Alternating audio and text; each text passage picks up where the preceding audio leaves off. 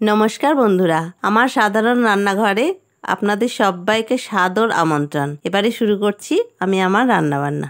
আজকে আমি আলু ফুলকপি মটরশুঁটি দিয়ে একটা তরকারি রান্না করব। এই রান্নাটা সম্পূর্ণ নিরামিষ। আশা করছি এটা সকলেরই খুব প্রিয় তরকারি।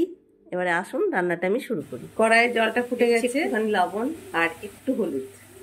এবারে কপিগুলো একটু ফুটিয়ে নেব। এখন যেহেতু শীত শেষ হতে চলেছে, এখনকার কপি একটু ফুটিয়ে নিয়ে আমি রান্নাটা করব।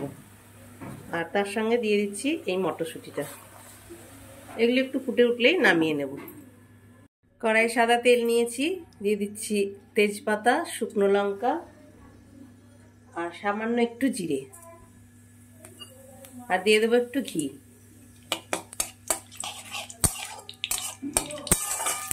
ফোড়নটা ভাজা হয়ে গেছে, দিয়ে দিচ্ছি ফুলকপি। শুরুতে ফুলকপিগুলো হালকা ভেজে নেব।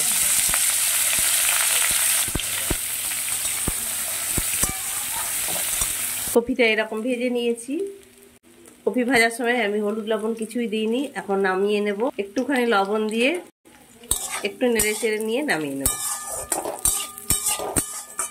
এর মধ্যে দিয়ে দিচ্ছি আরো একটু তেল, কুচো করা আলু।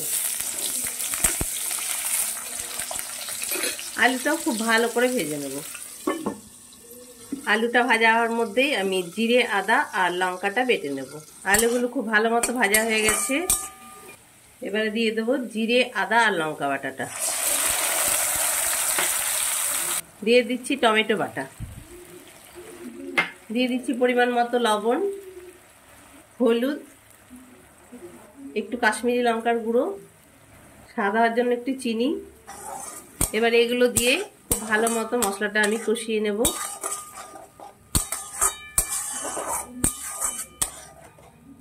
একটু ঢাকা দিয়ে ভালো করে কষিয়ে নেব।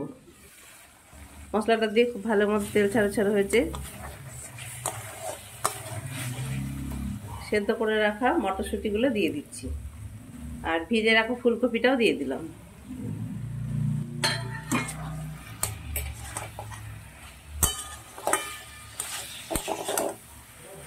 এবারে আরেকটু ভালো করে এটাকে মশলাটা খুব ভালো মতো কপি আর মটরশুঁটির সঙ্গে মিশিয়ে নেব।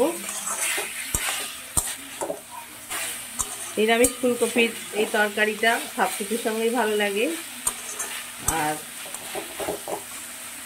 ফুলকপি নিরামিষ রান্না কিন্তু ভালো করে করলে খেতে কিন্তু খুব ভালোই হয়। আমি আগের ভিডিওতে ফুলকপি রোস্ট দেখিয়েছি, ফুলকপি রোস্ট ভিডিওটা দিয়েছি। আপনারা চাইলে ওখানে ফুলকপির আর একটা রেসিপিও দেখে নিতে পারেন। পুরো তেল ছাড়ো ছাড়ো হয়ে গেছে, মশলাটা খুব ভালো মতো কষানো হয়ে গেছে একদম।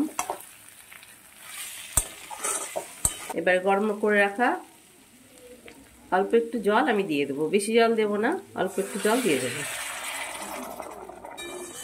কারণ আলু, কপি, মটরশুঁটি এগুলো সবই সেদ্ধ হয়ে আছে, যার জন্য বেশি জল টানবে না, তাই আমি বেশি জল দেবো না। এইটুকু জল দিয়ে আস্তে আস্তে একটু ফুটিয়ে নেব। এইটুকু ঝোল এইরকম থাকবে, কারণ এটা ঠান্ডা হলে এই ঝোলটা একদম বসে যাবে। এরকম গামাখা মাখা ফুলকপির তরকারি এটা কিন্তু সব কিছুর সঙ্গেই খুব ভালো লাগে। দিয়ে দিচ্ছি একটু গরম মশলার গুঁড়ো, আর দিয়ে দেবো একটু ঘি।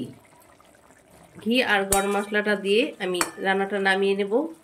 আমার রান্না যদি ভালো লাগে তাহলে অবশ্যই আমার ছোট্ট চ্যানেলটি সাবস্ক্রাইব করে আমার পাশে থাকবেন, এই আশা নিয়েই আজকের রান্নাটা আমি শেষ করছি। ভালো থাকুন, সুস্থ থাকুন, ধন্যবাদ।